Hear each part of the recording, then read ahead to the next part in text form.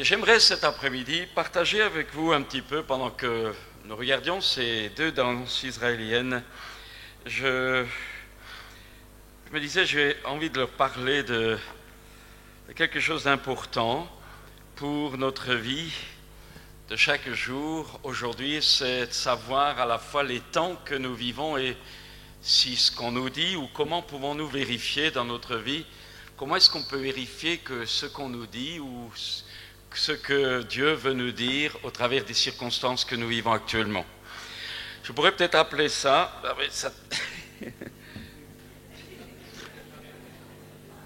Allez, on y arrivera. Je voudrais peut-être appeler le thème de cet après-midi pour aller un petit peu plus loin dans tout ce qui va encore être rajouté au fil des soirées et des jours qui viennent. Est-ce que la question, ou peut-être un point d'interrogation qui va peut-être vous interpeller, est-ce que le réveil est pour notre époque? On nous parle beaucoup de réveil, on nous parle de visitation de Dieu, mais vous savez qu'il y a toutes sortes de courants prophétiques, de prophéties qui sont données un petit peu par-ci, par-là, et je crois que c'est important d'avoir des critères sûrs ou des critères visibles pour ne pas seulement placer notre confiance dans des hommes ou dans des femmes qui nous parlent de la part de Dieu ou qui disent nous parler de la part de Dieu, mais il est également important de savoir que si nous construisons nos vies sur des choses précises, il faut que ce soit sûr. Parce qu'on voit souvent des désappointements, on voit souvent des échecs, et construire sa vie sur des erreurs, ça vous ne pouvez pas les rattraper dans les choses de Dieu, ou bien souvent difficilement. Et parallèlement pour vous, peut-être cet après-midi, qui êtes peut-être là pour la première fois ou qui n'avez jamais fait une rencontre personnelle avec Jésus-Christ, quand vous entendez qu'on parle de réveil, ça veut dire visitation de Dieu, ça veut dire présence de Dieu, ça veut dire action de Dieu.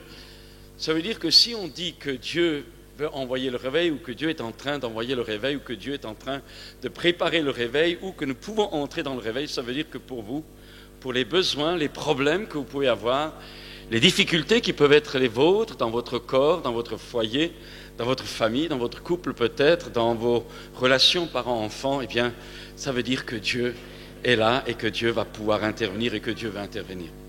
Donc, il y a pour chacun d'entre nous un intérêt majeur de savoir si ce qu'on entend, si ce qu'on dit, ou comment pouvons-nous vérifier concrètement, pratiquement, que c'est le temps de Dieu ou que Dieu est en train de préparer ce temps d'une façon particulière. Alors, si vous avez vos Bibles, j'aimerais que vous les ouvriez, que vous les ouvrez et au chapitre 3 du livre des Actes, chapitre 3 du livre des Actes, au verset 1er, Pierre et Jean montaient ensemble au temple à l'heure de la prière, c'était la 9e heure, c'est-à-dire 3 heures de l'après-midi. Il y avait un homme boiteux de naissance qu'on portait et qu'on plaçait tous les jours à la porte du temple, appelé la Belle, pour qu'il demandât l'aumône à ceux qui entraient dans le temple. Cet homme, voyant Pierre et Jean qui allaient y entrer, leur demanda l'aumône. Pierre, de même que Jean, fixa les yeux sur lui et dit « Regarde-nous ». Et il les regardait attentivement, s'attendant à recevoir d'eux quelque chose. Alors Pierre lui dit « Je n'ai ni argent ni or, mais ce que j'ai, je te le donne. Au nom de Jésus-Christ de Nazareth, lève-toi et marche. » Et le prenant par la main, il le fit lever. Au même instant, ses pieds et ses chevilles devinrent fermes. D'un saut, il fut debout et il se mit à marcher. Il entra avec eux dans le temple, marchant, sautant et louant Dieu. Tout le monde le vit marchant et louant Dieu. Il reconnaissait que c'était celui qui était assis à la belle porte du temple pour demander l'aumône, et il fut rempli d'étonnement et de surprise au sujet de ce qui lui était arrivé. Comme il ne quittait pas Pierre et Jean, tout le peuple, étonné, accourut vers eux, au portique dit de Salomon. Pierre, voyant cela, dit au peuple, « Hommes israélites, pourquoi vous étonnez-vous de cela? Pourquoi avez-vous les regards fixés sur nous, comme si c'était par notre propre puissance ou par notre piété que nous eussions fait marcher cet homme? Le Dieu d'Abraham, d'Isaac et de Jacob, le Dieu de nos pères, a glorifié son serviteur Jésus, que vous avez livré et renié devant Pilate, qui était d'avis qu'on le relâchât. Vous avez renié le saint et le juste, et vous avez demandé qu'on vous accordât la grâce d'un meurtrier. Vous avez fait mourir le prince de la vie que Dieu a ressuscité des morts, nous en sommes témoins. C'est par la foi en son nom que son nom a raffermi celui que vous voyez et connaissez. C'est la foi en lui qui a donné à cet homme cette entière guérison en présence de vous tous. Et maintenant, frères, je sais que vous avez agi par ignorance, ainsi que vos chefs. Mais Dieu a accompli de la sorte ce qu'il avait annoncé d'avance, par la bouche de tous ses prophètes, que son Christ devait souffrir. Repentez-vous donc et convertissez-vous. Et voilà le verset que j'aimerais placer devant vous cet après-midi. Repentez-vous donc et convertissez-vous, pour que vos péchés soient effacés, afin que des temps de rafraîchissement viennent de la part du Seigneur, et qu'il envoie celui qui vous a été destiné, Jésus-Christ, que le ciel doit recevoir jusqu'au temps du rétablissement de toutes choses dont Dieu a parlé anciennement par la bouche de ses saints prophètes. Temps de rafraîchissement et temps de rétablissement. Et c'est de cela que j'aimerais maintenant parler. Les prophètes de l'Ancien Testament, et plus particulièrement Ésaïe, avaient annoncé que Dieu allait dans les derniers temps, à la fois Joël, le prophète Joël, mais aussi d'autres prophètes, et Ésaïe aussi avait dit que dans les derniers temps, Dieu allait faire des choses étonnantes. Dans Ésaïe 60, au verset 2, le prophète dit, la part de Dieu, « Voici les ténèbres couvrent la terre et l'obscurité des peuples. » Il y a là une radiographie, j'allais dire une photographie spirituelle que Ésaïe donne de la part de Dieu pour montrer que dans ces temps de la fin, dans les temps de la fin, eh bien, l'obscurité et les ténèbres allaient couvrir les peuples, allaient couvrir les nations. Ça, c'est une première vision, une première photographie par satellite spirituel d'en haut que Dieu donne au travers de la bouche d'Ésaïe.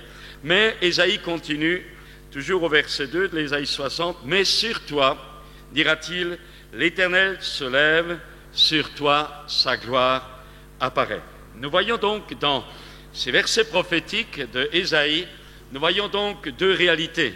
La première, l'obscurité et le voile de ténèbres qui couvre les peuples et qui couvre la terre, et de l'autre côté, l'inverse, c'est-à-dire la lumière dans les ténèbres, un autre aspect, une autre dimension, une autre situation, celle d'Israël, celle du peuple de Dieu. Mais sur toi, dira Ésaïe, ou l'Éternel au travers de lui, l'Éternel se lève, sur toi sa gloire apparaît. Il faut donc comprendre que déjà dans tout l'enseignement biblique, il y a vers ces temps, les prophètes avaient annoncé de la part de Dieu que dans les temps de la fin, il y aurait à la fois un voile de ténèbres qui irait de plus en plus grandissant, se développant de plus en plus. Les prophéties bibliques parlent également de la venue d'un antéchrist, qui aura des temps difficiles, des combats spirituels incroyables, donc des temps de plus en plus difficiles, de plus en plus, qui interpelleront de plus en plus ceux qui sont croyants. Et de l'autre côté, les prophéties bibliques, la parole de Dieu nous dit également que parallèlement à cette croissance de ténèbres qui va gagner la société, qui va gagner la planète, qui va gagner le monde dans lequel nous vivons, qui va couvrir les nations, eh bien parallèlement à cela, Dieu dit, mais sur toi, l'Éternel fera lever, sur toi, l'Éternel fera apparaître sa gloire.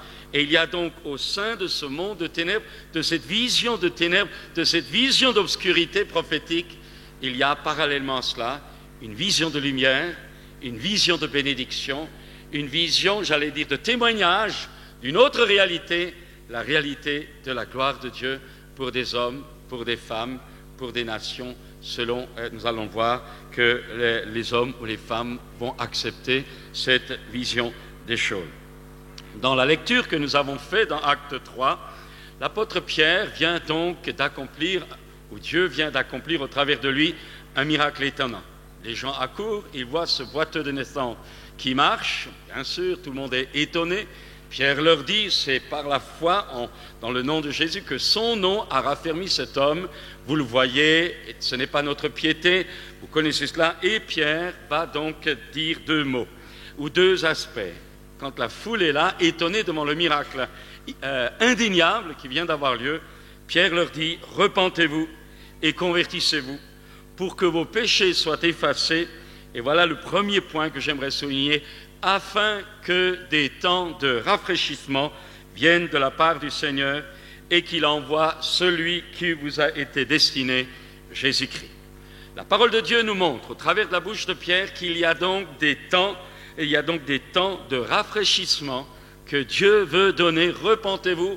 On voit la clé pour ces temps de rafraîchissement. Repentez-vous, convertissez-vous, afin que Dieu puisse vous envoyer des temps de rafraîchissement.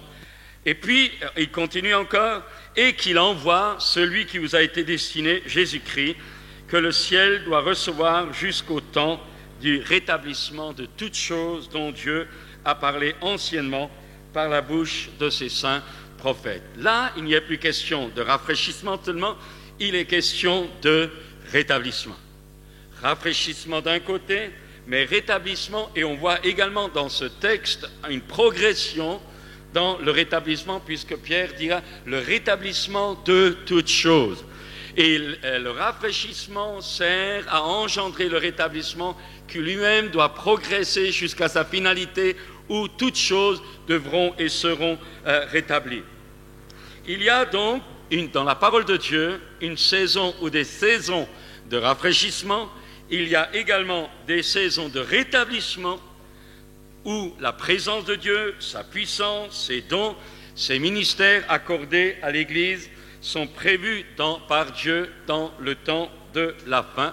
Et on voit également, je survole, et on voit également dans les Écritures que ce temps de rafraîchissement et ces saisons de rétablissement doivent également toucher la vie concrète de chacun et de chacune d'entre nous à l'échelle individuelle, à l'échelle familiale, dans le mariage, dans les relations familiales, l'épouse, l'Église en tant qu'épouse ou fiancée de Christ, la guérison de toute notre personnalité, esprit, âme et corps, dans le leadership, dans la direction spirituelle au sein de l'Église, l'autorité, l'exercice convenable dans l'esprit du Christ de l'autorité spirituelle et également le rétablissement, le rafraîchissement et l'établissement final après bien des tribulations de la nation d'Israël.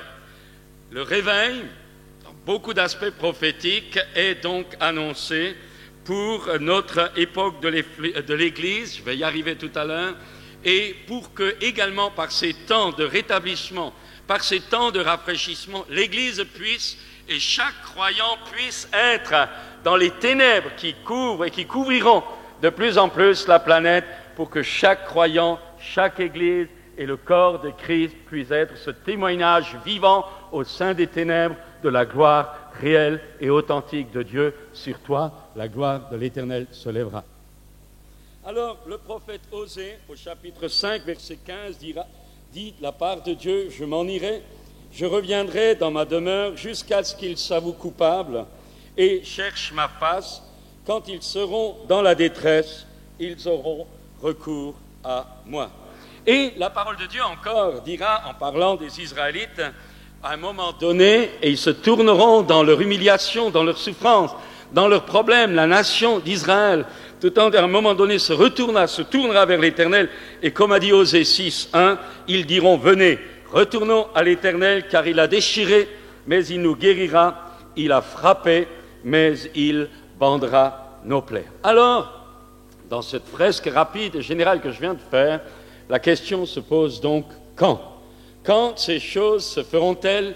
Comment pouvons-nous voir que nous sommes aujourd'hui dans des temps particuliers dans l'histoire de l'humanité ? Est-ce que nous devons simplement nous fier, ou est-ce que Dieu nous donne des signes clairs que chacun d'entre nous pouvons annoncer ? Déjà une chose, le prophète Osée également au chapitre 6, verset 2 dira « Il nous rendra la vie dans 2 jours, et le 3e jour, il nous relèvera, et nous vivrons devant lui. » Vous savez qu'aux yeux de Dieu, un jour est comme 1000 ans. N'en fait pas une théorie fixe, mais pour beaucoup, nous sommes en train de conclure le 2e millénaire et nous entrons dans le 3e millénaire. Il nous rendra la vie dans 2 jours, et le 3e jour, il nous relèvera. Déjà, rien que ce texte peut être interprété spirituellement que la fin de ce millénaire va engendrer une action de Dieu, le retour probable du Christ, alors que peut-être bien des gens aujourd'hui ne s'y attendent pas. Vous savez qu'actuellement en Israël, au sein de l'autorité, il y a de la crainte. Pourquoi ?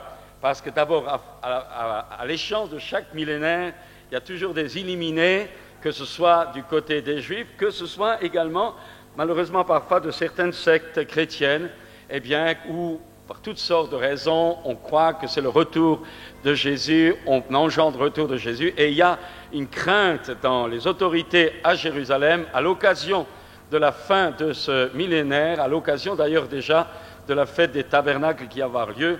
On a peur de troubles, on a peur de crises, de fanatisme, etc. Et il y a des mots d'ordre qui sont donnés à la fois pour ceux qui voyagent en Israël et pour ceux pour l'accueil là-bas. On a peur de troubles à cause justement de cette espérance messianique de la venue du Messie pour les Juifs et du retour du Messie pour les chrétiens messianiques. Alors, tout cela vous montre quand même que ça brasse. La parole de Dieu nous dit que Dieu nous ne savons pas le jour ni l'heure, mais nous vivons dans une atmosphère un petit peu d'attente qui était un peu la même au moment où, au temps de Jésus, les gens attendaient le Messie. Nous vivons une tension un petit peu semblable, à la fois dans les milieux chrétiens, mais aussi dans la région du Moyen-Orient. Il y a une certaine attente, une certaine recherche, il y a des luttes, il y a des combats spirituels. Et nous devons savoir que ça aussi, c'est un frémissement qui déjà nous permet quand même d'avoir les yeux ouverts et de dire, mais nous vivons une époque particulière. Je dirais plutôt encore, la Bible parle de la pluie du printemps, la pluie du printemps qui aide et prépare les plantes à grandir, alors que la pluie de l'automne, elle, après la moisson, prépare le sol. Et les prophéties bibliques nous parlent de cette pluie de l'arrière-saison, de cette pluie du printemps, qui non pas que cette pluie du départ, mais cette pluie qui va venir et qui est en train, d'ailleurs, on le voit quand on regarde la manifestation de l'Esprit de Dieu à l'échelle de la planète, on voit qu'il y a une action du Saint-Esprit qui est en train de faire mûrir non seulement une espérance vivante, mais qui est en train de mûrir à la fois dans le terrain de l'évangélisation, dans le terrain de la croissance de l'Église, dans le terrain des chrétiens. Je vais vous montrer du nombre des chrétiens nés de nouveau sur la planète. Il y a une accélération incroyable, je vous donnerai des chiffres tout à l'heure, il y a une accélération incroyable. La pluie de l'arrière-saison est quelque chose qui est en train de tomber d'abord comme une rivière qui monte tout doucement, mais ça monte à l'échelle planétaire. Et on peut le constater par des statistiques, on peut le constater qu'il n'y a aucun pays sur cette planète qui n'est actuellement épargné d'une façon ou d'une autre par l'action du Saint-Esprit. Vous savez, souvent, on ne le sait pas, mais il faut savoir que c'est parfois dans les pays musulmans les plus fermés de la planète qu'il y a le plus de conversions par jour. Ça, il faut le savoir. Nous, on est coincés par les médias, mais on a des informations tronquées sur bien des terrains. Mais il faut savoir qu'il y a énormément de musulmans qui se convertissent chaque jour dans des pays fermés en Arabie Saoudite, dans les camps palestiniens. Vous avez des dizaines et des dizaines de musulmans qui se convertissent chaque jour. Il y a d'autres pays, je ne peux pas rentrer dans les détails, mais nous devons comprendre que même si on nous le cache, il y a l'action de l'Esprit, cette pluie du printemps qui est en train de venir pour faire mûrir. Et non, je ne travaille pas le sol, elle est en train de faire mûrir, de faire lever, d'affermir un fruit qui deviendra de plus en plus clair. Il y a aujourd'hui, et nous devons comprendre, et vous donner tout à l'heure justement des points de repère pour vous signaler simplement qu'aujourd'hui, nous vivons dans le corps de Christ, les chrétiens authentiques et ceux que Dieu cherche à ramener quand ils sont devenus rétrogrades ou autres. Eh bien, nous vivons aujourd'hui une action de Dieu, une action du Christ en nous. Dieu veut restaurer cette Église, la rendre sans tache ni ride, pour qu'elle soit pleinement active pour pouvoir hâter à la fois son retour et être aussi prête quand il va venir. Eh bien, Jésus est en train d'agir en nous pour nous préparer à sa venue, à nous, parce que son travail en nous est en train de nous préparer pour qu'il puisse répandre de plus en plus cette onction, cette puissance. Ce royaume de Dieu va de plus en plus se développer, mais pour qu'il puisse se développer en nous, l'Esprit de Dieu travaille en nous maintenant. Mais la Bible nous dit aussi qu'il travaille en nous pour venir à nous, mais il viendra également pour nous prendre avec lui. Et la Bible dit également qu'un jour, nous reviendrons avec lui, ou il reviendra avec nous. Donc, travail de Dieu en nous, pour qu'il puisse venir sur nous, et puis également il viendra pour nous, et il reviendra avec nous. Et il y a dans cette vision chronologique, devons le savoir, il y a là une des raisons pour lesquelles nous devons avoir les yeux ouverts, les oreilles ouvertes, pour ne pas rater l'occasion, ou plutôt le temps que chacun d'entre nous sommes appelés à vivre, un temps de Dieu que tu peux rater, que ce soit en ratant ta rencontre avec Jésus, que ce soit dans ton engagement chrétien, que ce soit dans ta persévérance ou dans ta compréhension de la vocation à laquelle Dieu t'a appelé. Dans l'évangile de Matthieu, au chapitre 16, les pharisiens ont demandé à Jésus, les pharisiens et les sadduciens abordèrent Jésus et pour l'éprouver, lui demandèrent de leur faire voir un signe venant du ciel. Jésus leur répondit, le soir, vous dites, il fera beau, car le ciel est rouge, et le matin, il y aura de l'orage aujourd'hui, car le ciel est d'un rouge sombre. Vous savez discerner l'aspect du ciel, et vous ne pouvez discerner les signes des temps. Ça suggère donc qu'il y a des signes pour des temps et pour des générations. L'expression de Jésus, vous ne pouvez discerner les signes des temps, suggère que Dieu donne à chaque génération des preuves en ce qui a rapport aux actions qu'il se prépare à accomplir. Je répète, ce texte suggère que Dieu donne à chaque génération des preuves en ce qui a rapport aux actions qu'il se prépare à accomplir. Hébreux 5, 14 nous parle de ceux dont le jugement est exercé par l'usage à discerner. Le discernement vient de la maturité spirituelle et 1 Thessaloniciens 5, Paul dira aux Thessaloniciens, pour ce qui est des temps et des moments, vous n'avez pas besoin, frères, qu'on vous en écrive. Il y avait donc dans l'Église primitive, il y avait une compréhension de l'intelligence des temps, il y avait une compréhension des événements qui se passaient sous leurs yeux ou qu'ils vivaient. Et il nous est dit dans 1 Chronique 12 que les fils d'Isaacar, la tribu d'Isaacar, les fils d'Isaacar avaient l'intelligence des temps pour savoir ce que devait faire Israël. C'est extrêmement important. Il y a des saisons spirituelles. De la même façon qu'il y a des saisons dans l'année civile ou dans une année, de la même façon, il y a des saisons spirituelles, il y a des rythmes spirituels, il y a des temps spirituels dans les choses du royaume de Dieu. Et nous devons comprendre que si, dans l'année normale, quand je suis en hiver et que je sors en maillot de bain, je tombe malade, de la même façon, je dois avoir le discernement des temps pour gérer ces temps convenablement.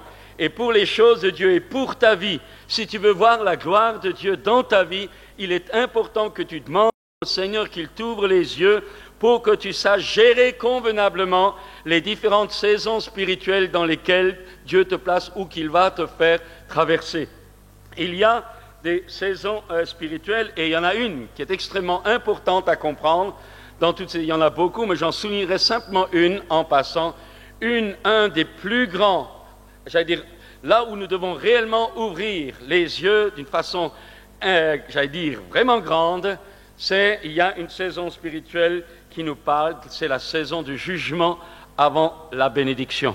Il y a une saison spirituelle. Pour nous, vous savez, nous voulons vivre la vie de résurrection. Tu veux peut-être vivre une rencontre avec Christ. Tu as peut-être besoin de l'intervention du Christ dans ta vie. Tu veux peut-être vivre en tant que chrétien cette action du Saint-Esprit après laquelle nous aspirons tous et que certains d'entre nous vivons peut-être plus d'une façon ou d'une autre. Mais la Bible dit qu'avant de vivre la résurrection, il faut que tu passes par la mort. Et le jugement est justement le jugement, les difficultés que tu peux rencontrer, les interpellations difficiles qui peuvent venir dans ta vie, dans ton foyer, dans ta famille, dans ton église ou dans ta marche quotidienne. Cela aussi est une saison spirituelle que Dieu permet pour t'alerter, pour te rendre attentif à ce qu'il veut faire. Et j'aimerais dire ceci, souvent, les plus grandes difficultés que nous rencontrons sont les précurseurs des plus grandes promesses et des plus grandes bénédictions que Dieu veut nous accorder. Vous savez, quelqu'un dit quand Dieu veut faire de grandes choses, il permet que nos situations deviennent difficiles. Mais quand Dieu veut faire des choses glorieuses avec nous, il permet que nos situations humainement deviennent impossibles.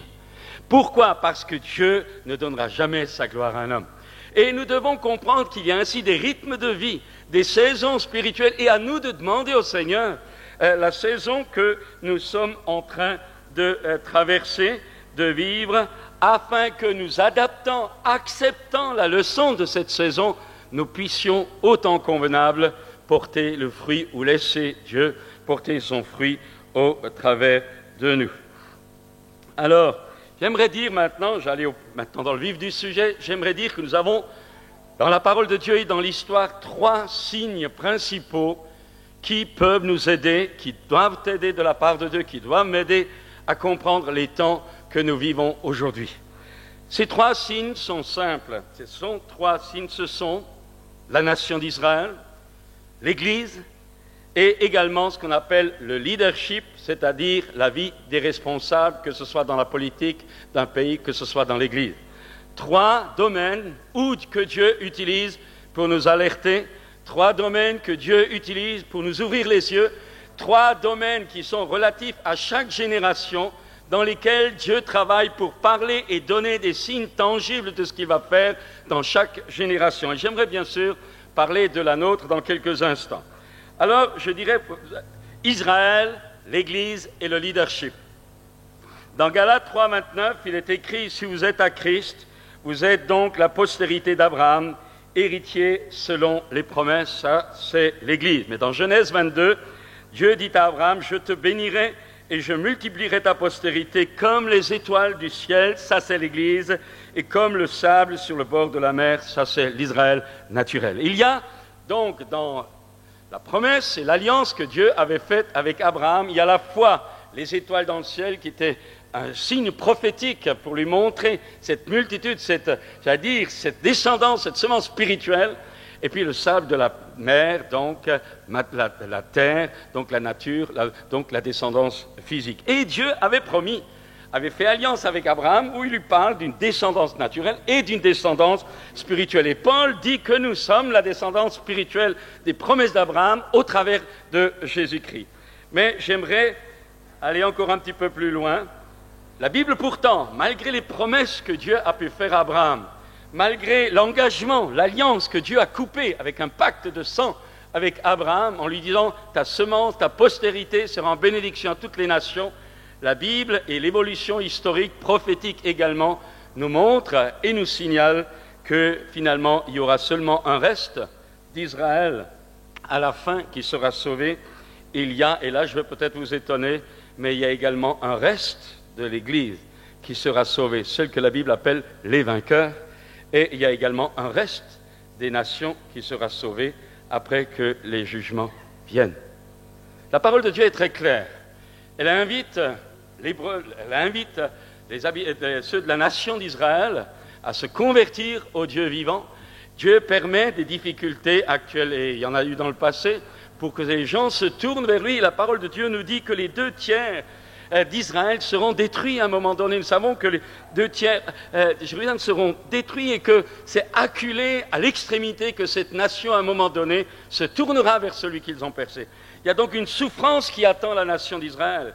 Et comme dit Paul, ce n'est pas tous les Juifs qui sont l'Israël spirituel, ce sont ceux qui, à un moment donné, dans leur cheminement au cours de l'histoire, ont eu plus ou moins conscience de la révélation du Messie, Jésus le Messie, et se sont tournés vers lui. Et là, nous devons comprendre que la Bible est claire. Elle nous dit, nous aimons Israël, bien sûr, nos racines sont la Bible, le salut vient des Juifs, dit la parole de Dieu, mais nous ne devons pas oublier que cette nation va au-devant des temps difficiles et un reste seulement sera sauvé. D'où l'importance de prier pour Israël. Mais la Bible dit également que c'est seulement les vainqueurs de l'Église, celui qui vaincra, celui qui vaincra, celui qui vaincra, celui qui vaincra. Non pas, nous l'avons entendu hier soir, non pas avec la force de nos biceps, mais par la foi. Par la foi et par la persévérance, nous héritons des promesses de Dieu.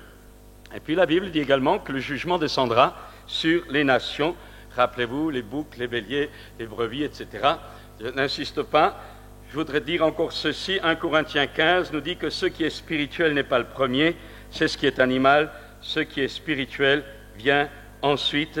Dieu travaille d'abord en Israël. Écoutez bien cela, il fait le correspondant dans l'Église, et il le confirme dans le troisième domaine du leadership. Et je vais devenir maintenant très très pratique.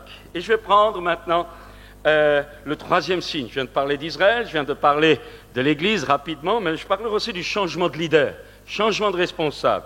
Quand Dieu se prépare à accomplir une nouvelle œuvre, il y a habituellement des changements de responsables, soit au niveau politique, soit au niveau religieux, soit au niveau spirituel, soit au niveau de l'Église. Et vous avez ça en Israël, vous avez ça dans l'Église, et vous l'avez aussi dans les nations, et je vais vous donner des critères très précis ou des dates très précises. Par exemple, quand ça a été le changement, quand il fallait que Israël rentre en Canaan, eh bien, Dieu dira à Josué, c'est Josué qui prend le relais, « Moïse, mon serviteur, est mort, maintenant lève-toi, passe ce Jourdain. » Ce Jourdain, il y a changement. Il y a changement pour aller plus loin. Vous remarquerez que Moïse, eh bien, à un moment donné, s'est installé, je suis désolé, là, ce qui nous guette tous, à un moment donné, nous avons nos plis, nous avons nos habitudes, nous avons lutté pour des vérités, nous avons lutté pour des situations en tant que serviteurs de Dieu, mais il vient des moments où les choses changent, certaines choses changent, et nous devons avoir cette capacité de nous réadapter, ou alors, eh bien, parfois, dans certains moments, Dieu permet carrément que nous laissions la place, et Moïse a laissé la place à Josué, qui a, vous savez que quand Moïse, la deuxième fois, a frappé le rocher, il ne devait pas parler, il était prisonnier encore, à la fois de sa colère, mais prisonnier de son habitude. Et parfois, nous pouvons être prisonniers de certaines choses qui étaient vraies en leur temps, qui étaient justes en leur temps, mais qui, à un moment donné, ont besoin d'être remplacées par autre chose. Nous ne devons jamais oublier, même si nous croyons que la Bible est la parole de Dieu, qu'elle ne change pas, nous ne devons jamais oublier que notre Dieu est un Dieu de mouvement. C'est un Dieu qui change, c'est un Dieu qui évolue, c'est un Dieu qui ne change pas en ce qui concerne sa personne, mais aujourd'hui Dieu va utiliser tel moyen, demain Dieu va utiliser tel autre moyen. Il a la diversité de Dieu et nous devons demander au Seigneur de nous ouvrir les oreilles, de nous ouvrir les yeux. Nous ne devons pas nous enfermer dans des ornières, mais nous devons être souples dans la main du Saint-Esprit parce que nous voyons dans la parole de Dieu les diverses opérations, la diversité des opérations de Dieu. Dieu ne guérit pas toujours de telle façon, Dieu ne fait pas toujours de telle façon. Les façons d'agir de Dieu sont infiniment variées et nous devons comprendre que c'est justement dans la variété complémentaire des actions de Dieu que se révèle la beauté de la richesse de Dieu. Donc, il est important de comprendre cela. Alors, je vais prendre, par exemple, quelques textes dans Ésaïe 6. Il nous a écrit « L'année de la mort du roi Osias, je vis le Seigneur assis sur un trône élevé. » Osias, le roi, vient de mourir. Un nouveau roi monte sur le trône et la gloire maintenant de Dieu qui va se manifester est révélée à Ésaïe. Dans Jean 3, vous connaissez ce texte sur Jean-Baptiste, « Il faut qu'il croisse et que je diminue. » Jésus lui-même dira à un moment donné à ses disciples, « Il vous est avantageux que je m'en aille. » Rendez compte, c'était nécessaire qu'il parte. Il y avait changement. Il y a des moments où Dieu enlève certains leaders parce que c'est nécessaire pour le bien de ceux qui vont suivre. Sinon, il n'y aurait pas eu de Pentecôte, il n'y aurait pas eu de nouveaux ministères et il n'y aurait pas d'Église universelle. Il fallait que Jésus parte pour que l'Esprit soit répandu. Donc, Dieu se sert de trois choses dans chaque génération pour annoncer son message. Israël, premièrement, l'Église, deuxièmement, le leadership également. Et on voit cela également aussi dans les événements politiques de nos nations actuelles. Alors, c'est maintenant que je voudrais être précis. Quels sont les événements du XXe siècle qui nous permettent de voir des signes de Dieu dans ces trois aspects, Israël, l'Église et le monde du leadership? Premier exemple, je reviens très vite, 1914-1918 est le signe d'Israël. En 1914-18, la Palestine était sous l'Empire ottoman depuis plus de 400 ans, c'est-à-dire la Turquie, et c'est le général Allenby, donc anglais, qui a pénétré à Jérusalem à pied. Il est descendu de son cheval parce qu'il a dit « il n'est pas convenable que je rentre à cheval dans cette ville dans laquelle mon sauveur est monté sur un âne. » Mais il faut savoir que ce général Allenby a pu rentrer sans combat dans la ville de Jérusalem parce que le général turc qui défendait la ville et la région a ordonné à ses troupes de partir, d'abandonner tout, parce qu'il avait vu un signe dans le ciel, parce qu'il avait aperçu un signe dans les cieux, que le temps et qu'il fallait qu'il parte, et il a lâché sans guerre la ville de Jérusalem. Et c'est là qu'il y a eu le protectorat britannique. Et cela occasionna, à cette époque-là, je vous rappelle rapidement un peu d'histoire, cela occasionna la déclaration Balfour, Balfour, qui était un ministre anglais croyant, nous ne devons pas l'oublier, qui disait que la Palestine était un foyer national où les Juifs du monde entier pouvaient s'établir. Donc, Balfour, par la loi Balfour, l'Angleterre décidait que la Palestine serait un foyer juif ouvert à tous les Juifs de la diaspora. Donc, tout le monde pouvait y aller. Et le grand drame qu'il y a eu, c'est que très peu y sont allés. Et alors, écoutez-moi bien maintenant. S'ils avaient compris les signes des temps, si les Juifs avaient compris que c'était Dieu qui était en train de préparer cela, et si les Juifs de la diaspora étaient rentrés, et surtout les Juifs d'Allemagne et d'Europe, étaient rentrés dans ce foyer que la loi Balfour permettait, il y aurait eu 6 millions de Juifs auraient pu être épargnés, parce qu'il faut savoir que la Palestine, pendant la guerre de 40-45, était la région où on était le plus en sécurité pour un Juif.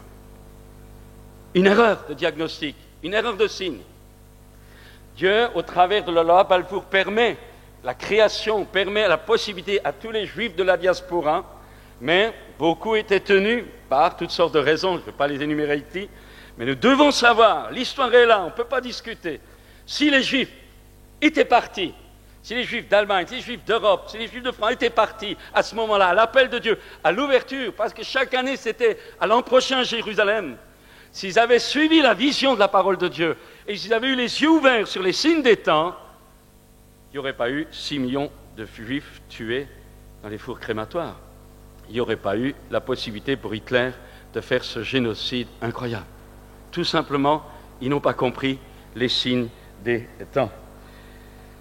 La Palestine était, pendant la Deuxième Guerre, la région la plus sûre du monde. Ça, on ne le sait pas, mais c'est comme ça.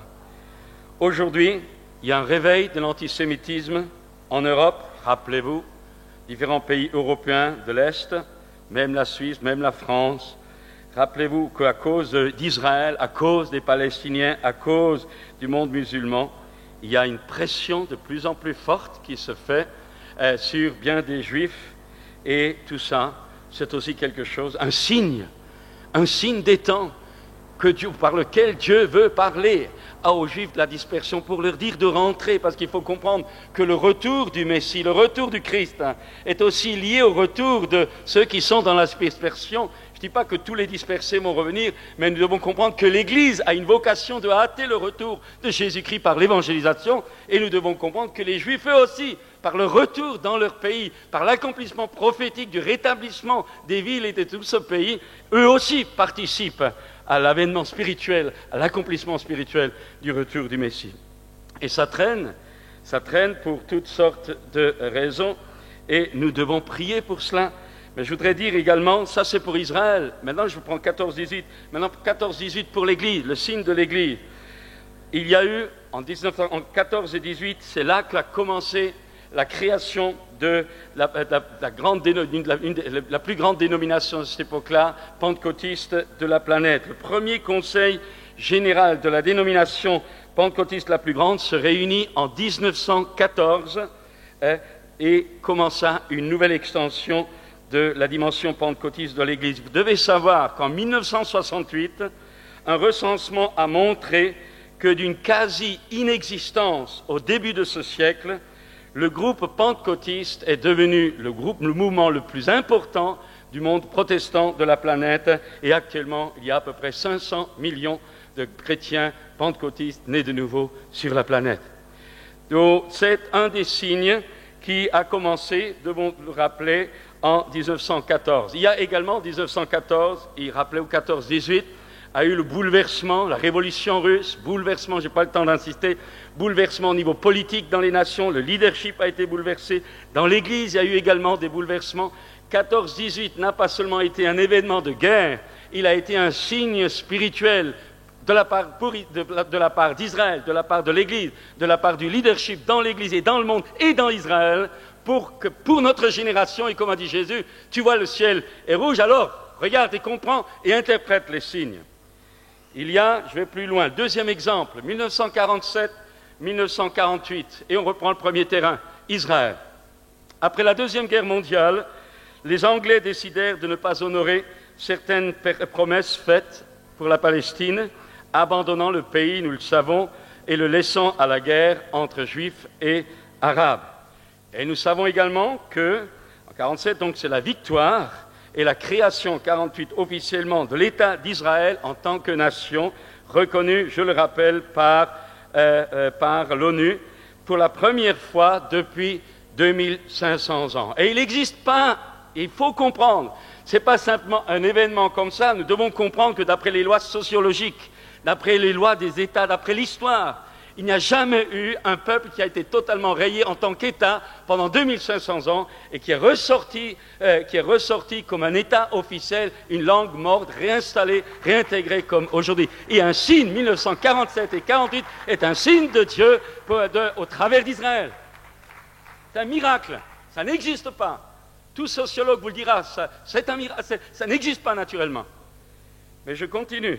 Ces années étaient aussi...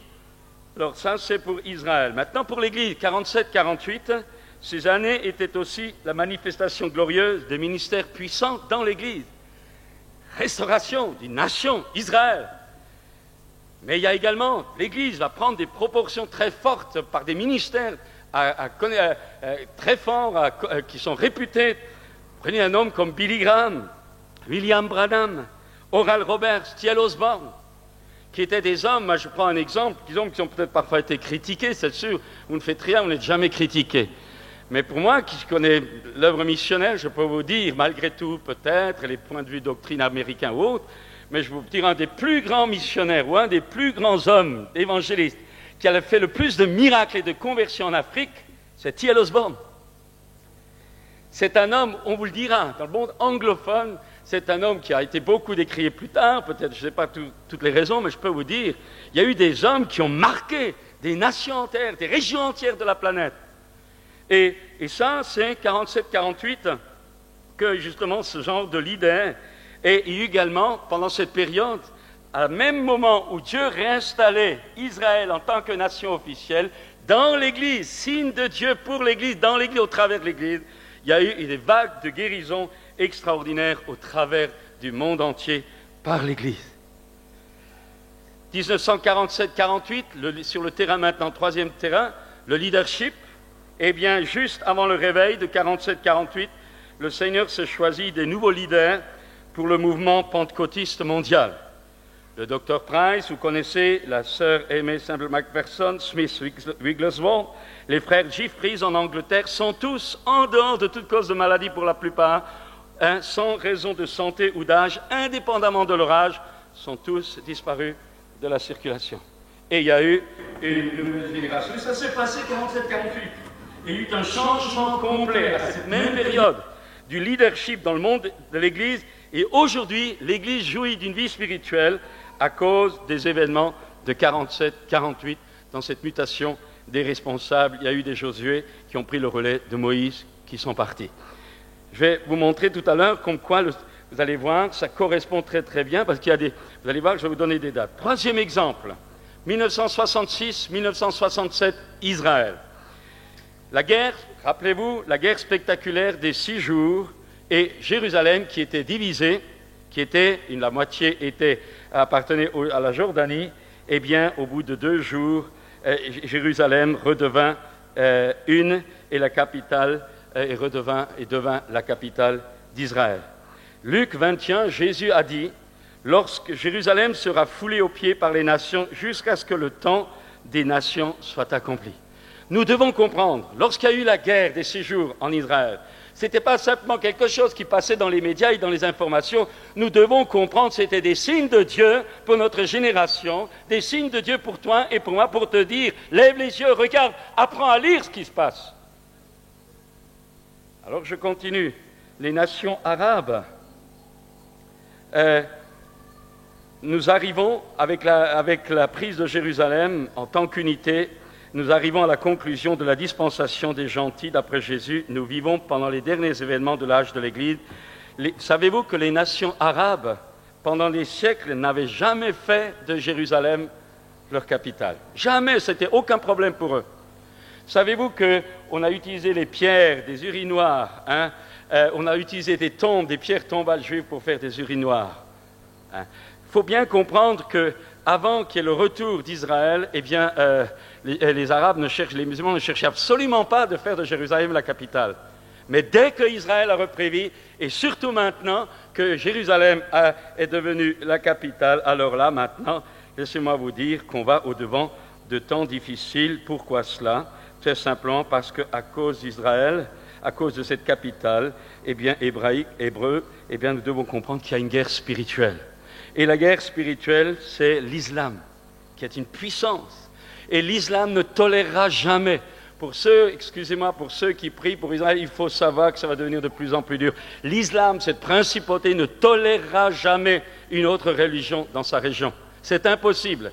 Dans la compréhension même de l'islam, si l'islam admet l'existence de l'État juif avec donc la descendance d'Isaac, eh bien ça veut dire que le Dieu des Juifs a gagné, le Dieu Allah des musulmans. Ça veut dire que c'est impossible, dans la notion même de l'islam, il y a une seule religion planétaire qui doit être reçue, c'est l'islam. Donc jamais, vous ne devez jamais vous attendre. C'est impossible parce que derrière les réalités humaines, il y a une bataille profonde, spirituelle, une confrontation de domination, de principe. Il n'y aura jamais de paix avant que le prince de paix vienne. Et vous devez comprendre ça.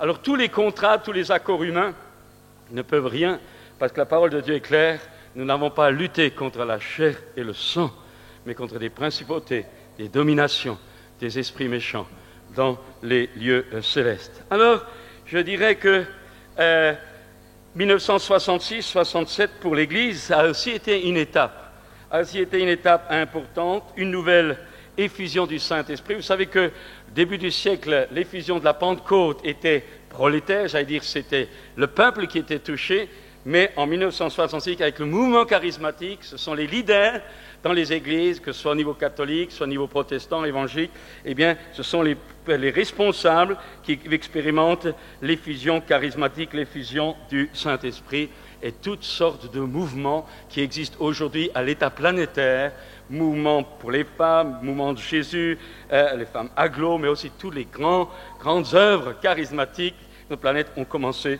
à ce moment-là.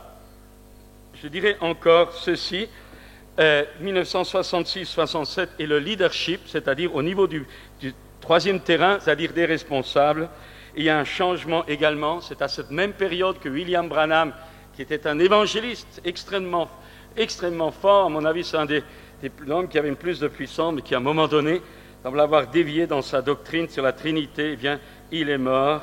Et après sa mort, qui était particulière, et tout ce il y a eu ce qu'on appelle dans l'histoire de l'Église un changement, la mise en évidence maintenant du ministère d'enseignants, qui était très faible à cette époque-là. Le ministère d'enseignants a commencé à se développer. Ésaïe 30, 20 nous dit « Ceux qui t'instruisent ne se cacheront plus, mais tes yeux verront ceux qui t'instruisent. » Et nous devons comprendre qu'à partir de ce moment-là, il y a, et nous sommes en route à une restauration des différents ministères. Ça a été la restauration d'abord des évangélistes, ensuite ça a été la restauration des enseignants, ensuite on a vécu la restauration de l'Église du ministère pastoral, ensuite ces dernières années on a vécu la restauration du ministère prophétique et actuellement il y a l'action de Dieu pour la restauration du ministère apostolique. On va à l'inverse, dans la Bible c'est écrit Dieu, Éphésiens 4 on parle apôtre, prophète, évangéliste, pasteur, docteur, et bien la remise à jour du corps de Christ, la remise en évidence de la diversité, la complémentarité de ces ministères a commencé dans l'histoire depuis plusieurs années, a commencé par le ministère d'enseignants, évangélistes, pasteurs, prophètes, et actuellement, il y a tout un travail de l'Esprit de Dieu pour restaurer le ministère apostolique. Je voudrais aller plus loin. Quatrième exemple, 1973. En 1973, prenons l'exemple d'Israël. En 1973, c'est la guerre du Kippour, Yom Kippour, le jour du grand pardon, attaqué par le jour de l'expiation, attaqué par l'armée égyptienne. Eh bien, vous savez qu'après la guerre des 6 jours, Israël planait haut, c'était l'orgueil israélien, la meilleure armée, le meilleur service de renseignement. Et dès que vous élevez, dès que vous ne donnez pas la gloire de Dieu, vous pouvez être sûr que tôt ou tard, vous prenez une bonne petite correction. Et le jour du Yom Kippour, donc du grand pardon, alors que tout le monde, Israël, était au ralenti, eh bien l'armée égyptienne a attaqué et ça a été une bonne gifle. Et vous savez, ça a été dur. Israël a failli passer et c'est grâce, je pense, c'est grâce à Dieu qu'elle a pu reprendre au dernier moment la victoire. Mais il faut comprendre que l'alerte n'avait jamais été aussi chaude depuis avant cette époque-là. Donc, attaque sur Israël. Dans l'Église aussi, même année, on a des problèmes, des divisions commencent, des jugements commencent au sein du renouveau charismatique. Et à ce moment-là, les sentiments des cœurs, la compétition des leaders, le dénominationnalisme intransigeant, également les luttes de territoire, l'état des cœurs, parce que vous savez, il y a l'apparence, on tape des mains, on chante, on loue, mais il y a l'état des cœurs. Et alors là, en 73, commence la mise à jour de tous les problèmes qui étaient restés dans les cœurs, malgré la visitation du Saint-Esprit. Et puis, dans le monde politique aussi, la mise à jour des cœurs se fait. C'est à cette année-là que vous avez des chefs de pays qui commencent à être remplacés. Des péchés éclatent au grand jour. C'est le Watergate avec Nixon, vous vous rappelez.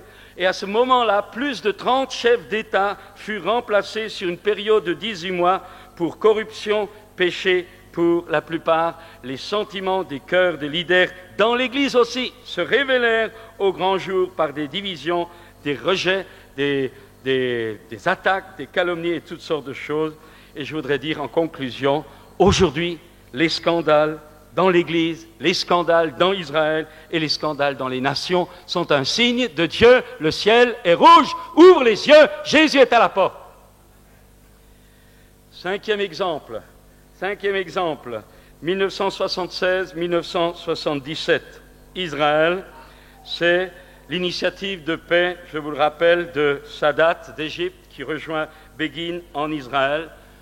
Même période, 76-77. Également, dans l'Église, nous voyons les dénominations pentecôtistes commencer à affirmer, à se reconnaître mutuellement, essayer de commencer à construire la notion d'unité du corps de Christ. C'est à la même période, pendant qu'en Israël, Sadat et Begin veulent s'unir, eh bien, dans l'Église, il y a également un frémissement de rassemblement dans les différentes dénominations. Et à cette même période, 76-77, eh bien, c'est le changement de leadership. Après la mort de William Branham en 67, vous savez il semblerait que c'est Catherine Kuhlman qui semble avoir suivi l'onction de cet homme qui est devenu très important dans son pays et à l'étranger. Elle meurt aussi à cette époque-là. Et à sa mort en 77, il y a eu des changements importants, à la fois dans le déclin du renouveau spirituel et la vague de l'esprit qui était très forte pendant toute cette auparavant a aussi commencé à reculer. Alors je voudrais souligner ceci. Au démarrage, entre 1917 et 1947, 30 ans. Entre 1947 et 67, 20 ans. En 67-77, 10 ans. 77-82, 5 ans. On voit que les signes de Dieu dans l'histoire que vous pouvez vérifier, eh bien les signes de Dieu se rapprochent de plus en plus, la fréquence se multiplie de plus en plus, et actuellement, que ce soit au niveau d'Israël, que ce soit au niveau de l'Église, que ce soit au niveau du leadership national ou international, vous pouvez regarder, tout bouge maintenant d'une façon comme les tremblements de terre maintenant, tout bouge beaucoup plus souvent, il y a une multiplicité, je dirais presque quasi instantanée, quasi continuelle de ces signes. Je dirais encore le 6e exemple, en 82, je vais parler de 77-82, pourquoi 82 ? Parce qu'en 82, c'est l'invasion d'Israël pour le signe en Israël, l'invasion, la guerre majeure d'Israël au Liban, avec l'invasion au Liban. Dans l'Église, en 82, c'est le début d'un réveil appelé la 3e vague, avec des milliers de missionnaires qui maintenant partent. et aussi des croyants évangéliques qui autrefois étaient opposés à l'action ou à la notion du baptême du Saint-Esprit, qui vivent, qui reçoivent le baptême de l'Esprit et qui vivent les dons de l'Esprit. Et je dirais qu'aujourd'hui, depuis 82, eh bien, cette eau monte, souvent méconnue, mais elle monte à l'échelle planétaire, continent par continent. C'est l'Amérique latine, vous en avez entendu parler, c'est l'Asie, c'est la Chine, c'est la Corée, c'est tout l'ensemble de toutes les planètes. C'est également l'Europe, l'Angleterre, le Nord, c'est l'Europe de l'Est. En Russie, il y a des milliers de conversions chaque jour, il faut que vous le sachiez. Il y a tout un travail de Dieu à l'échelle planétaire, une réelle visitation d'un côté, une excitation charnelle parfois de l'autre côté, parfois une infiltration démoniaque sur le troisième terrain. Alors si d'un côté il y a tous ces signes de Dieu, il y a également à ouvrir les yeux, à exercer le discernement pour que toutes ces choses soient gérées convenablement avec la parole de Dieu, par l'Esprit de Dieu et par les responsables. Je dirais encore, aujourd'hui, nous savons, nous le vivons, on parle souvent de la francophonie, mais il faut savoir que c'est à cause de la France qui a été le berceau du rationalisme, la France qui a été le berceau de la Révolution, la France qui a été le berceau et l'influence française dans tous les pays francophones, et même à l'échelle planétaire, a été une influence à la fois belle dans les arts, mais destructrice par rapport à la foi en Dieu. Et nous devons comprendre que Dieu va confondre, est en train de confondre ça. Pourquoi est-ce qu'on vous parle beaucoup de la francophonie? Il ne s'agit pas de certains peut-être qui veulent peut-être récupérer, j'en sais rien, mais je veux dire, il y a une action de Dieu dans la francophonie parce que c'est la France, c'est la francophonie, c'est l'esprit de la francophonie qui a été à la base, la cause de déviation ou de la perte de la crainte de Dieu dans bien des pays. Et Dieu semble actuellement, par une action du Saint-Esprit en francophonie, que ce soit en Afrique, que ce soit dans d'autres pays francophones, dans les îles, Dieu est en train d'agir par son Esprit dans les pays francophones, et de plus en plus, et je crois de tout mon cœur, il y a tellement trop de problèmes dans notre pays, je crois que ça viendra aussi pour notre pays ici.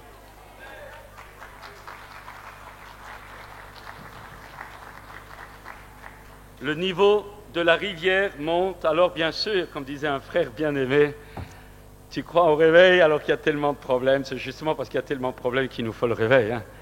Et ça va venir, mais en attendant, on bagarre. Mais le niveau de la rivière monte doucement, parfois d'une façon spectaculaire, parfois momentanément, mais on est en route. Alors, j'aimerais dire, ayons à cœur le réveil, et je dirais, alors, comment nous préparer à cela? Eh bien, je crois pertinemment à la valeur de l'Église locale. Je voudrais vous encourager les uns et les autres, si vous êtes seuls, vous qui cherchez peut-être, avez besoin d'aide, vous qui avez besoin de connaître Jésus-Christ, vous qui êtes peut-être malade, vous qui êtes peut-être dans la dépression, vous qui avez été trahi par un conjoint, vous qui avez des difficultés dans votre famille, dans votre profession, dans votre lieu de travail, vous qui avez des luttes qui sont en train de vous enfoncer. Alors j'aimerais vous dire que Dieu vous a laissé quelqu'un, Dieu vous a laissé un endroit, Dieu vous a laissé des personnes pour vous aider, c'est l'Église locale. Et Dieu laisse son Église. Et quand quelqu'un crie à Dieu, il lui montre son Église. C'est pour ça qu'il est en train de la restaurer, c'est pour ça qu'il veut la restaurer. Alors j'aimerais dire, ayons à cœur le réveil de notre Église locale avec son identité, quand et comme Dieu le veut. Soyons encouragés et inspirés sans imiter charnellement ce que Dieu peut faire ailleurs. Et j'aimerais maintenant plaider pour pas de feu étranger dans nos églises. Ça veut dire quoi ça? Ça veut dire qu'il va y avoir un feu qui peut être faux, mais ça peut également être un feu qui est juste, mais pour une autre église, mais pas pour la mienne. Parce que ce n'est pas la saison spirituelle de mon église. Il y a des moments où je ferme mon église, je ne veux pas qu'elle soit touchée par une saison qui n'est pas la sienne. C'est bien pour les autres, mais pour moi, aujourd'hui, j'ai une autre saison dans mon église. Et je veux vivre la saison de mon église. Alors, si ce n'est pas ma saison, eh bien, pas la nôtre, eh bien, dans notre maison, et bien que cela peut être bon pour les autres, alors n'imitons pas, inspirons-nous de ce qui se fait, mais laissons-nous diriger par le Seigneur lui-même. Quand Abraham est allé au secours de Lot, il a dit il a pris 318 jeunes gens de sa maison. Et nous avons besoin, je voudrais vous inviter dans vos églises, et je voudrais vous inviter à vous lever pour votre assemblée, à aimer votre assemblée, à vous lever, à vous former dans votre assemblée, à permettre à votre assemblée un dynamisme, parce que Dieu va utiliser les enfants de la maison pour faire un travail que le monde n'a jamais connu. Alors, je dirais encore les enfants de notre famille, car, et je dirais également, car, et je n'ai pas le temps de tout dire, mais je dirais simplement, apprenons à aimer notre assemblée locale. Apprenons à participer à sa construction. Apprenons à consolider ses fondations. Apprenons à partager sa vision. Prions pour nos conducteurs. Prions pour nos responsables. Ils ont besoin d'intercesseurs proches parce que maintenant, les pasteurs, les responsables d'église sont attaqués dans leur corps, sont attaqués dans leur foyer, sont attaqués dans leurs enfants, sont attaqués dans leur famille. Il y a une attaque planifiée. Il y a une attaque planifiée contre les responsables des églises. Il y a une attaque planifiée du monde sataniste contre les églises locales qui sont en expansion. Vous devez comprendre que nous sommes dans un temps de guerre, mais le meilleur est devant nous, au nom de Jésus.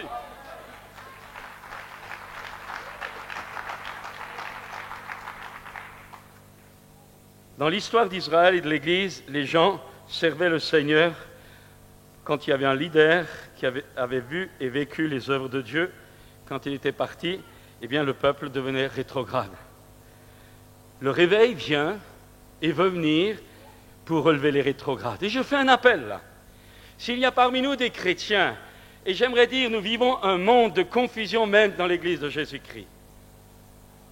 Moi, j'appelle ça les chrétiens qui vivent un programme à la carte. Un prédicateur ici, en cours. Un prédicateur là, en cours. Un rassemblement ici, en cours. Un truc machin, ici, on l'est là. Mais quand la Bible parle que la foi chrétienne, c'est de grandir d'abord en aimant ses propres frères, celui qui ne prend pas soin des siens est pire qu'un infidèle, c'est visiter nos malades dans les hôpitaux, c'est voir nos isolés, c'est prendre soin des enfants, c'est en un mot, au lieu de courir, c'est regarder le boulot que Dieu met devant nous dans le cadre d'une assemblée pour que notre assemblée fasse envie aux gens.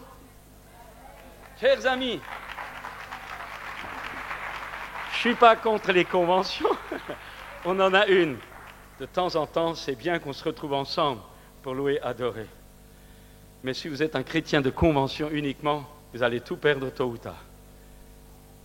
Mon église locale. Le Seigneur ajoutait chaque jour à l'église ceux qui étaient sauvés. Et l'Épître aux Hébreux dit, n'abandonnez pas vos rassemblements, comme c'est la coutume de quelques-uns. Et ça a toujours existé dans l'histoire. Mais nous devons apprendre à nous inspirer des leçons de l'histoire. Alors le réveil vient pour relever les rétrogrades. Alors si tu réalises que tu as dérapé, si tu réalises que tu as perdu cette vision, comme l'a été dit hier soir, je rappelle ce que j'ai partagé hier après-midi, si tu réalises que le matérialisme a pris le dessus, si tu réalises que sans t'en rendre compte, ta vie chrétienne n'est plus qu'une apparence, l'apparence de la piété, mais depuis longtemps tu en as perdu la force, alors je te supplie au nom de Jésus, reviens, c'est le moment pendant cette convention. Le réveil vient aussi pour augmenter l'œuvre missionnaire d'évangélisation. Alors là, j'aimerais le dire, nous avons un monde qui meurt, 0,6% de Français sont nés de nouveau. C'est lamentable, c'est comme ça, mais c'est une triste réalité, mais elle est là. Et on voit les gens qui se préoccupent de leur bien-être et qui veulent que Dieu les bénisse pour être bien, qui veulent que Dieu les bénisse pour être heureux, alors que nous avons l'avantage d'être sauvés et que des millions de gens, chaque seconde, je ne sais pas combien il y a, de personnes, de centaines de personnes qui chaque seconde filent en enfer. Et depuis que nous avons commencé cette réunion, des milliers de personnes sont parties en enfer. Et nous, on est contents de louer Dieu. Je voudrais crier le réveil, c'est aussi la vision de l'évangélisation. C'est surtout la vision de l'évangélisation. Et il faut que ça bouge. Il faut que ça bouge. On est trop centré sur nos besoins. Pourquoi faut-il évangéliser? Parce que les âmes sont perdues. Et je voudrais m'adresser à ceux d'entre nous cet après-midi qui n'avaient jamais rencontré Jésus-Christ. Je vous souhaite d'être la personne la plus heureuse au monde. Je vous souhaite de réussir dans tous les domaines de votre vie. Mais si vous n'avez pas rencontré Jésus-Christ, Jésus a dit à quoi ça vous servirait de gagner le monde entier si vous perdez votre âme. Et si vous perdez pour l'éternité. L'enfer, c'est long, on n'en ressort jamais. Et nous devons comprendre que notre vision à nous les chrétiens, un réveil authentique, c'est un réveil qui vous donne l'amour des âmes, qui brise la léthargie de l'égocentrisme, qui brise la léthargie de la paresse spirituelle. Un réveil met les chrétiens en mouvement, parce que Dieu est un Dieu de mouvement. Frères et sœurs, c'est important. C'est important. Pour le réveil vient pour l'œuvre missionnaire, pas seulement dans notre pays, pas seulement ouvrir des églises dans notre pays, la mission intérieure, mais également au loin. Non pas là où il y a déjà 36 000 églises, mais dans des endroits non atteints, où il y a tellement besoin de l'Évangile. Et je dis que là aussi, c'est une honte de voir parfois des œuvres missionnaires se faire la bagarre, alors qu'il y a tant de terrains où il n'y a rien encore. Alors, chers amis, nous devons aussi, le réveil venir. Et j'aimerais plaider cet après-midi pour 3 conversions. La conversion, il y a 3, savez-vous qu'il existe 3 conversions? La première, c'est la conversion à Dieu.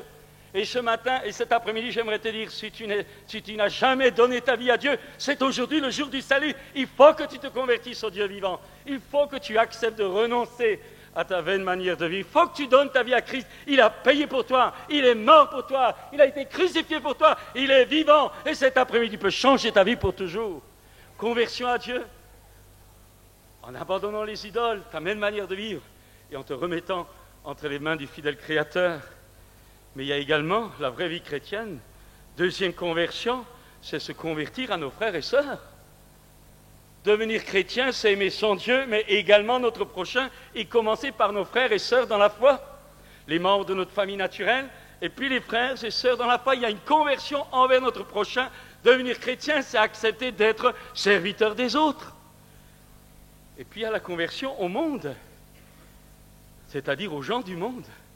Quand on devient chrétien, on se convertit pour se mettre au service de ceux qui sont dans le monde, pour les arracher du feu et les amener par l'évangélisation et le témoignage au salut qui est en Jésus-Christ.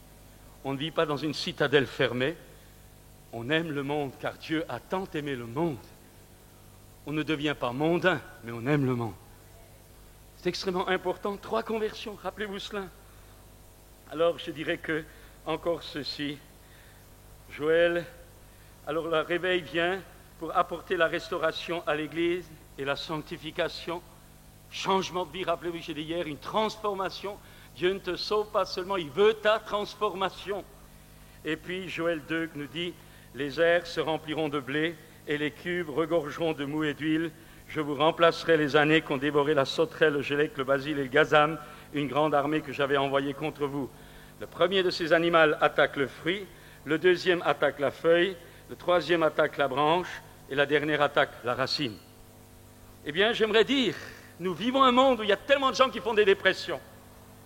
Des gens qui sont là, des suicides. Chaque jour, il y a actuellement des suicides. Savez-vous qu'il y a je crois qu'il y a 13 ou 15 jeunes par jour qui se suicident en France.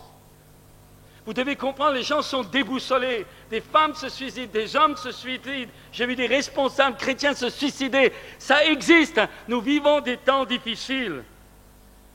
Et parce que nous vivons un monde complètement fou, eh bien, comme je vous l'ai dit, Dieu leur montre l'Église. Dieu veut leur montrer une assemblée locale. Dieu veut leur montrer des chrétiens. Parce que le chrétien aujourd'hui, l'Église chrétienne aujourd'hui, est la seule qui a la réponse face à tous les problèmes qui sont en train de submerger le monde dans l'économie, dans la politique, dans le social, dans l'éducation, voire même dans l'équilibre psychologique. C'est l'Église qui a la réponse. Et cette réponse, c'est Jésus et la parole de Dieu. Alors, je dirais pour terminer, pour dire ceci encore. Alors, je fais un appel avant de continuer. Je voudrais dire, est-ce qu'il y a parmi nous cet après-midi des gens qui ont des problèmes?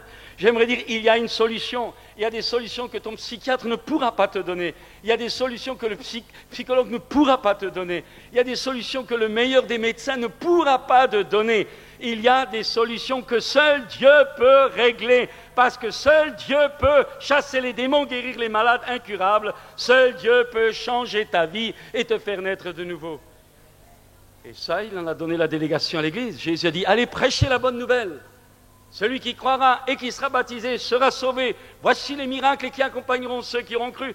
Et moi, j'ai soif, j'ai faim de signes bibliques, de la puissance surnaturelle de Dieu au milieu de nous. Les aveugles qui voient, les sourds qui entendent, les paralysés qui marchent, les morts qui résident. Alléluia! Jésus est vivant!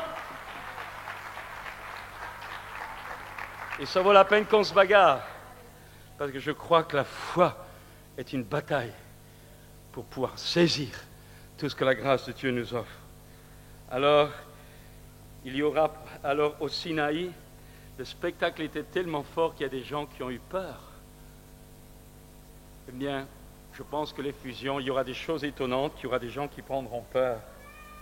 Mais Joël promet la pluie de l'arrière-saison qui est 7 fois plus grande que la pluie de la première saison, et il assure que les deux ensemble vont couler.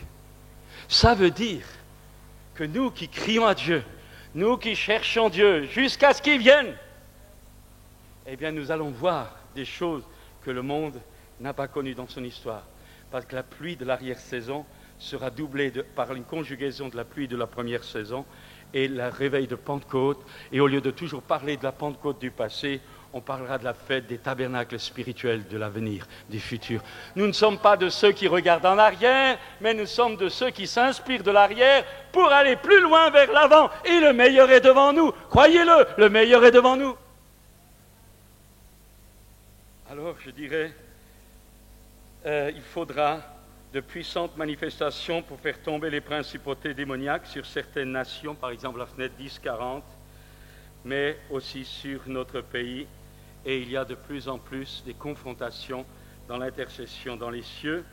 Il y a des commandos d'intercesseurs, il y a tout ce qu'on parle de cartographie spirituelle. Je voudrais simplement vous dire une chose. Je crois une réalité, c'est que le véritable combat spirituel, c'est pas seulement tellement de lier d'une façon ou d'une autre les puissances qui sont dans l'air, mais c'est de leur enlever tout accès dans nos cœurs et dans nos vies. Et parce qu'ils ne trouveront rien en nous, ils mourront de faim. Ils mourront de faim parce qu'ils ne trouveront pas accès en nous. Et la meilleure victoire, la façon de battre les puissances hostiles, c'est de leur enlever tout accès dans notre vie. Et c'est pour cette raison que le Seigneur veut purifier l'Église, pour que le malin n'ait plus aucun accès. Et on verra la gloire de Dieu d'une façon qu'on n'a jamais vécue avant. Mais je dois vous dire honnêtement qu'on verra aussi des problèmes qu'on n'a jamais vécus avant. C'est les deux. Mais dans toutes ces choses, la gloire de Dieu se manifestera. Il y aura de plus en plus une confrontation entre le courant bien et le courant mal. Et j'en arrive à dernier domaine. Alors aujourd'hui, l'Épître aux Hébreux dit, aujourd'hui, si vous entendez sa voix, n'endurcissez pas vos cœurs. Et je voudrais vous dire, aujourd'hui, nous vivons une génération particulière. Nous avons le privilège d'avoir le plus d'habitants sur la planète que l'histoire en a connu. Nous avons le privilège d'avoir le plus de chrétiens que l'histoire de la planète n'en a jamais connu.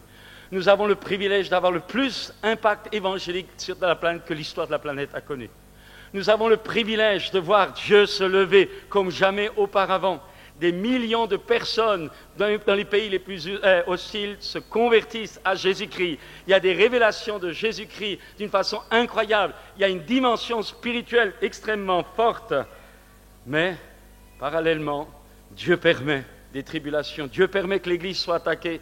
Dieu permet que votre vie peut-être connaisse des difficultés énormes. Pourquoi? Parce qu'il veut votre transformation. Parce qu'il veut ma transformation. Vous savez, Jésus parle de l'outre. La vieille outre qui ne peut pas contenir du vin nouveau. Le mot grec pour vieille outre, c'est l'outre recyclée, c'est-à-dire qui est passée par un phénomène de transformation. Ça veut dire quoi? Eh bien, on prenait une outre sèche, rugueuse, qui avait des trous, qui avait des fissures, on la trempait dans l'eau, on la malaxait bien dans l'eau pour qu'elle devienne souple. Ensuite, on la sortait et on cousait. Parce qu'elle était devenue malléable, on cousait les trous ou on cousait les déchirures. Et ensuite, on l'exposait au soleil. Et quand elle se durcissait, sous l'ardeur de la chaleur, etc., elle devenant dure, on pouvait voir alors les points qui restaient, les côtés encore à réparer ou les côtés encore à fermer. Et ce n'est qu'ensuite, alors on réparait deuxième fois, et ensuite on malaxait cette outre avec de l'huile. On la malaxait en cherchant à bien la faire pénétrer pour que cette outre devienne non seulement malléable, mais imperméable au liquide, pour que le liquide qui allait être contenu, ou le vin en particulier, ne puisse pas s'échapper. Et là, il y a tout un enseignement. Quand Jésus parle de l'outre neuve et de l'outre vieille, eh bien, j'aimerais vous dire que cette vieille outre, ou ce lavage de l'outre, pour pouvoir recevoir ce renouvellement de cette vieille outre fissurée par l'eau, c'est l'image par excellence de nos vies qui peuvent, par un moment donné, se scléroser, prendre des habitudes, prendre des plis, avoir des fuites spirituelles. Eh bien, nous avons besoin de nouveau, comme un nouveau, de revenir à la parole de Dieu. Nous avons besoin de nous noyer, de nous nourrir jour après jour des Écritures, car la parole de Dieu est vivante et efficace. Et je voudrais crier quelque chose de tout mon cœur. La vraie force spirituelle ne vient pas parce que tu vas aller écouter le prédicateur ou le pasteur le dimanche matin à l'église. La vraie force spirituelle ne vient pas parce que tu viens écouter les super prédicateurs à la convention. La vraie force qui seule dure et te change, c'est la méditation quotidienne chez toi de la parole de Dieu, dans l'Esprit de Dieu.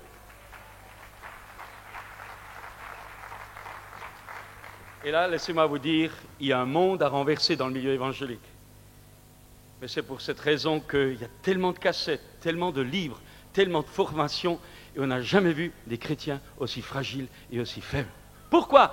Manque de méditation quotidienne. Tu as besoin d'être noyé, immergé, trempé, mastiqué par la parole de Dieu. Alors, je continue. Et puis, il y a la nouvelle onction. L'onction. L'huile dans laquelle on macère, qui a besoin de l'Esprit de Dieu. Et là, j'aimerais dire quelque chose de très important. Nous vivons une période où il y a la manifestation du Saint-Esprit ou d'autres manifestations. Je ne veux pas discuter là-dessus. Je pense qu'il y a un mélange dans toutes les choses. Eh bien, je veux simplement vous dire quelque chose. Si nous comprenions la différence qu'il y a entre l'Esprit de Dieu avec son onction qui se manifeste dans ma vie ou dans la vie de quelqu'un ou dans la vie d'une réunion, et ce que la Bible appelle l'Esprit de Christ, c'est-à-dire la tournure d'esprit du Christ, c'est-à-dire le caractère de Jésus, alors nous comprendrions que ce qui compte aux yeux de Dieu, ce n'est pas d'abord l'onction, c'est pas ce que tu fais, c'est pas la puissance que tu as, mais c'est le caractère que Jésus a pu former en toi, c'est-à-dire l'Esprit de Christ. Et je vais dire quelque chose, c'est extrêmement important, je vais encore être patient 2 minutes. Nous vivons une société de droit. J'ai droit à la grève, j'ai droit à ceci, j'ai droit aux allocations, j'ai droit. Nous avons une société de droit et nous sommes une société qui revendique. Et hier, j'ai dit comment les choses rentraient dans l'Église, parce que ça aussi c'est dans l'Église. Et nous sommes des chrétiens qui sommes devenus revendicateurs de nos droits en Jésus-Christ. J'ai droit à la guérison, j'ai droit à la bénédiction, j'ai droit à ceci. Jésus a tout accompli, alors c'est pour moi, j'ai droit à la prospérité, j'ai droit, en Jésus-Christ, j'ai droit. Nous sommes des revendicateurs. Qu'on revendique ça devant le diable, d'accord. Mais quand on revendique ça devant Dieu, c'est une hérésie. Pourquoi ? Je vais vous le dire. Parce que l'Esprit de Christ n'a jamais revendiqué à Dieu quoi que ce soit. Le caractère de Jésus n'a jamais revendiqué au Père quoi que ce soit. Il s'est toujours humilié sous la puissante main de Dieu. Et la seule fois où il a flotté, c'est à Gethsémanée, mais il a dit non, pas ce que je veux, mais ce que toi tu veux. En un mot, et j'aimerais vous dire, nous avons besoin de redécouvrir, nous les serviteurs de Dieu en premier, et nous avons besoin de redécouvrir, nous les chrétiens, hommes ou femmes, jeunes gens ou jeunes filles aînés, nous avons besoin de redécouvrir non pas nos droits en Jésus-Christ, mais la douceur du caractère de Jésus qui reconnaissait l'Éternel dans toutes ses voies et qui lui faisait confiance sans revendiquer, mais en marchant par la foi. Et le caractère était changé. Et je vais vous dire quelque chose. Jésus a été élevé à la perfection par les choses qu'il a souffert. En tant que fils de Dieu, il n'avait pas besoin d'être changé, mais en tant qu'homme, il avait besoin d'apprendre. Il a la nouvelle humanité dont il allait l'être le principe plus tard. Et je plaide pour que dans nos milieux chrétiens, on ne soit pas en train toujours d'affirmer nos droits devant Dieu, mais qu'on accepte de faire confiance à Dieu, de lui faire confiance dans les petites ou dans les grandes choses, reconnaître l'Éternel dans tout toi, nous décharger sur lui et nous le servant lui, évangélisant, témoignant, lui faisant confiance pour nos besoins personnels, faisant de l'Éternel nos délices, pour lui, de lui, par lui, pour lui, je reviens. Non pas pour être béni, mais parce que nous l'aimons. Comprenez-vous? Faire quelque chose pour Dieu pour être béni, d'une façon ou d'une autre, c'est du légalisme. Mais faire quelque chose parce qu'on l'aime, ça c'est l'Évangile, parce qu'il a changé nos cœurs. Alors ce soir, je voudrais vous le dire, je cherche pour votre Église, je cherche des hommes, je cherche des femmes qui ont l'esprit de Christ, la douceur de Christ, pas des revendicateurs, des serviteurs, des servantes, doux et humbles de cœur. Et vous savez, quand Jésus a lavé les pieds de ses disciples dans la chambre haute, qu'est-ce qu'il a fait? Il a servi les autres.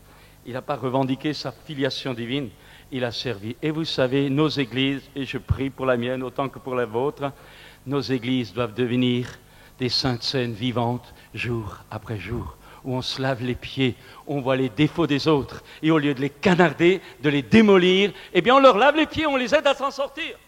C'est ça l'Évangile. Alors, chers amis, Hermine quand même, sinon on va me jeter dehors, mais j'aimerais dire ceci encore.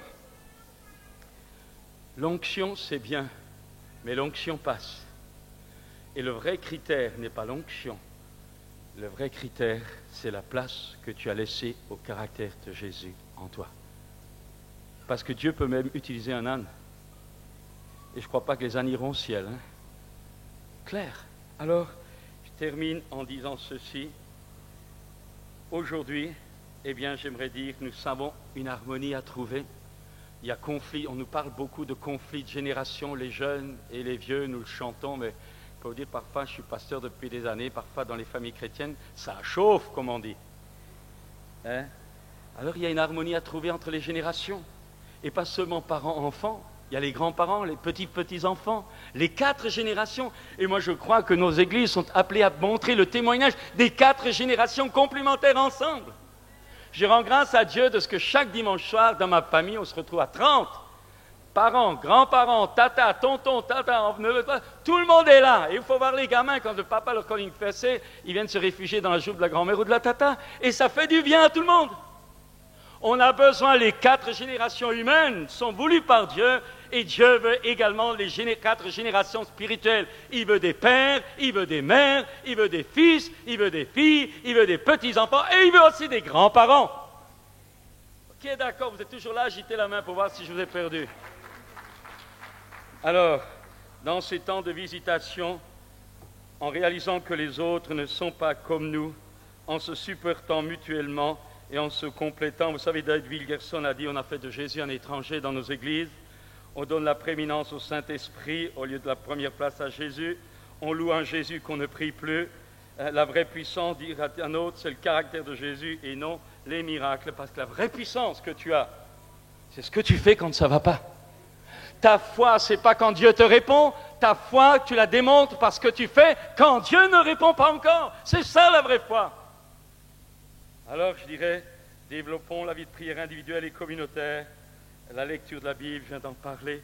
Dieu dit alors dans Zacharie 12, 10, « Et je répandrai sur la maison de David et sur les habitants de Jérusalem un esprit de grâce et de supplication. Alors ils regarderont vers moi, celui qu'ils ont persécuté, ils pleureront sur lui, on pleure sur son fils unique.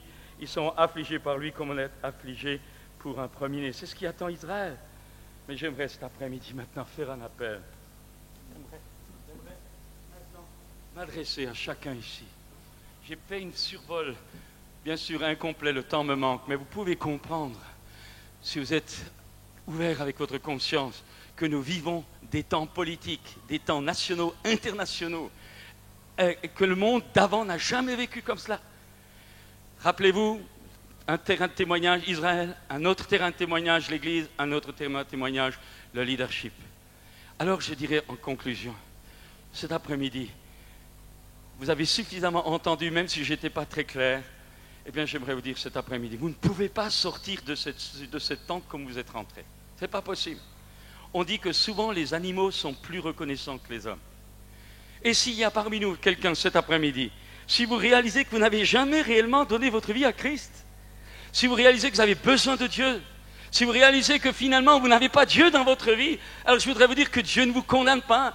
Dieu ne condamne pas quelqu'un parce qu'il a commis des péchés. Dieu condamne quelqu'un qui ne veut pas s'en sortir avec son aide. Dieu ne te condamne pas pour ce que tu as fait. Dieu veut tout simplement que tu acceptes de reconnaître ce qu'il est, c'est-à-dire un Dieu d'amour, et qu'il vienne te changer, qu'il vienne habiter en toi par son Esprit Saint.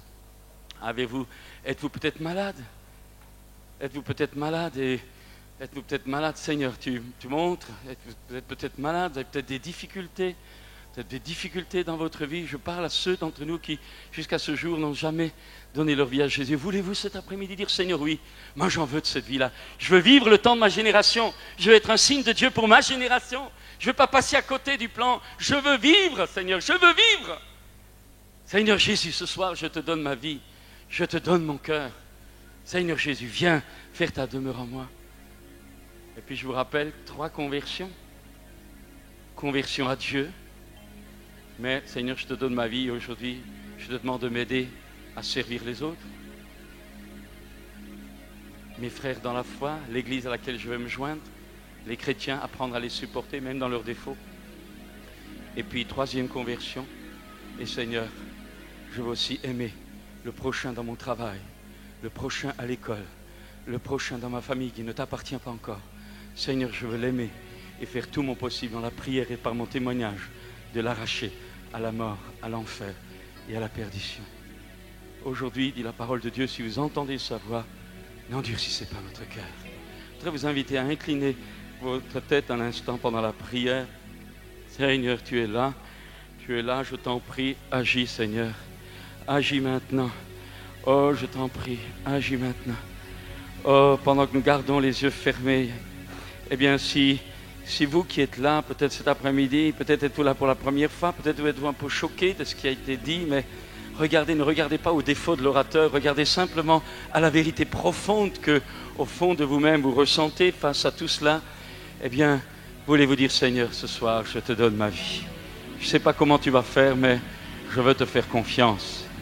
Je te remets mon avenir, je te remets mes défauts, les choses que j'arrive pas à faire, le bien que je veux faire, j'y arrive pas, le mal que je veux pas faire, je le fais quand même. Seigneur, si c'est pas toi qui m'aides, j'y arriverai jamais. Dites-le lui. C'est tout simple, soyez comme un enfant. Venez à moi, dit Jésus, vous qui êtes fatigués et chargés, et je vous donnerai du repos. Je ne mettrai pas dehors celui qui vient à moi. Il l'a dit, il ne ment pas. Et ce soir, il t'appelle. Voulez-vous lui dire, oui Seigneur, ce soir je mets ma main dans la tienne, je vais te faire confiance et je te remets ma vie. Vous qui n'avez jamais été baptisé par immersion, qui n'avez jamais pris cette décision importante et qui réalisez ce soir, c'est vraiment le temps de Dieu. Alors là où vous êtes assis pendant que nous gardons les yeux fermés, levez votre main vers le ciel et cette main levée, dites en même temps que vous levez votre main, Seigneur, je mets ma main dans la tienne et je te fais confiance. Il y a 2 mains qui se lèvent. 2 mains qui se lèvent. Restons dans la prière.